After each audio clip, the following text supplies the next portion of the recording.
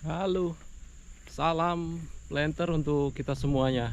Jumpa lagi di channel Mr. Chan. Eh, Masih dengan tema yang sama pada channel ini, yaitu tentang pertanian. Nah, sekarang masih kita menyoroti tentang kelapa sawit ataupun yang berhubungan dengan kelapa sawit. Oke, ini sekarang jatuh di awal bulan Juni. Seperti yang diinformasikan oleh BMKG bahwa kita ini akan mengalami kemarau yang cukup kering, ya kan, di mana musim kemaraunya itu dimulai pada bulan Juni, dan estimasi puncak dari musim kemarau adalah nanti di bulan Agustus.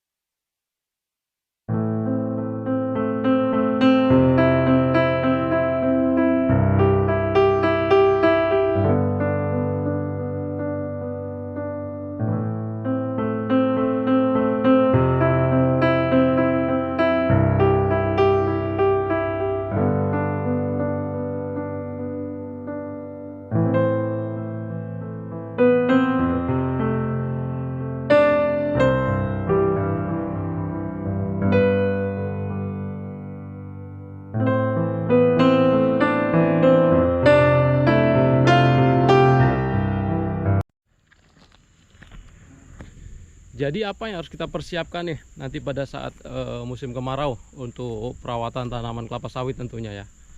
Mungkin kita soroti dari segi pemupukan yang biasanya agak sensitif, karena memang biayanya sekarang cukup mahal.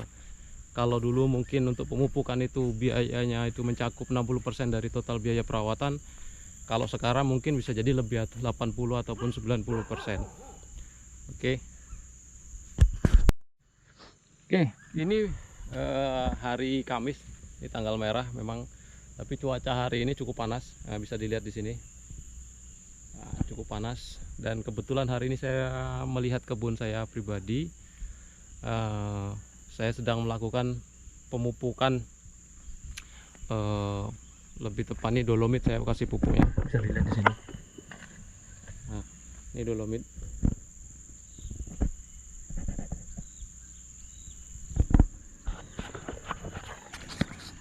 Oke, jadi pada musim kemarau memang ada beberapa hal yang memang tidak seharusnya kita lakukan, terutama berkaitan dengan pemupukan.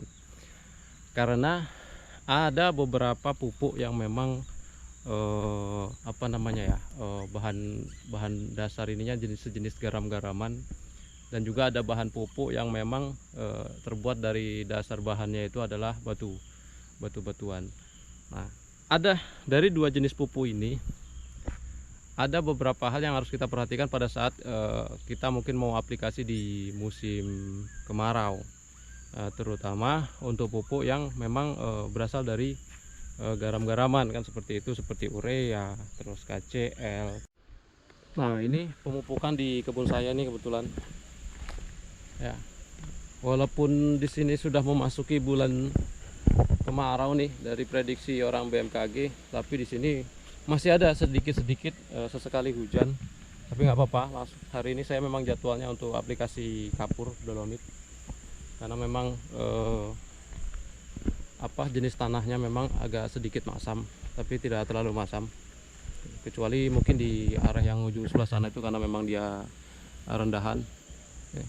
Jadi saya kasih pupuk sebelumnya itu NPK, tapi bukannya hijau, tapi seperti tidak dipupuk ya.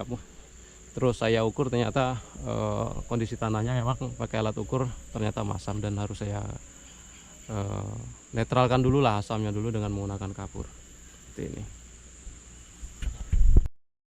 Oke, adapun pupuk yang memang zat utamanya adalah sejenis garam-garaman seperti urea, terus KCl ya. Jadi itu sebenarnya tidak dianjurkan untuk diaplikasi pada musim kemarau, atau bahkan mungkin kalau saya bilang jangan aplikasi pada saat cuaca terlalu kering gitu. Karena percuma kita beli mahal-mahal dan nanti dia justru tidak akan bisa terserap oleh tanaman. Kenapa? Karena jenis pupuk seperti ini ya, hampir semua jenis pupuk itu dia akan diserap oleh tanaman itu, ya kan, setelah adanya reaksi pupuk dengan air seperti itu. Jadi tidak bisa kita sembarangan yang penting kita pupuk aja segala macam, tanpa tahu nanti efeknya terhadap tanaman kita itu akan efektif atau tidak, seperti itu.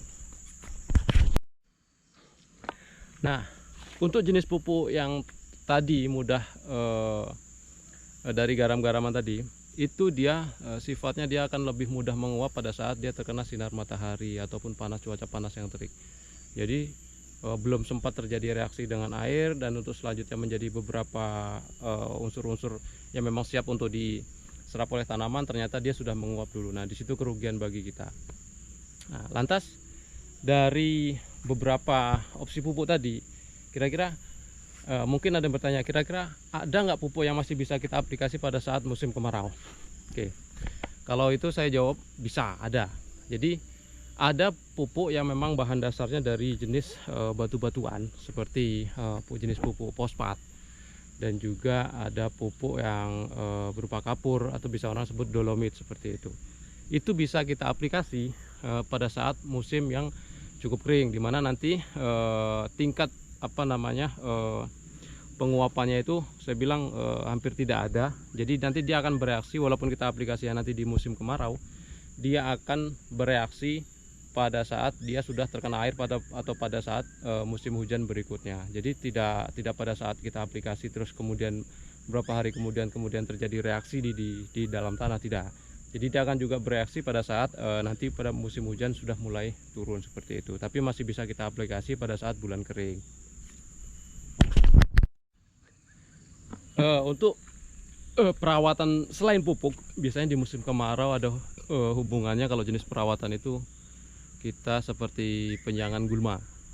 Kalau saya sih dari beberapa pengamatan untuk di musim-musim kemarau yang saya lakukan itu, biasanya untuk musim kemarau itu dia pertumbuhan gulma dia tidak secepat pada saat musim penghujan seperti itu. Jadi penanganannya akan lebih mungkin mudah terkejar lah daripada di musim hujan. Makanya kita bisa maksimalkan di situ untuk penyemprotan dan lain sebagainya. Tetapi untuk pemupukan kita harus benar-benar jeli dalam hal pemilihan jenis pupuk, supaya apa tadi, ketika kita sudah membeli pupuk mahal-mahal, ternyata pengaruhnya tidak terlalu efektif untuk tanaman kita. Karena ya jujur aja sih, untuk sekarang ini di mana harga CPO per hari ini aja saya lihat di beberapa pengumuman itu sekitar 9.300, sangat miris sekali.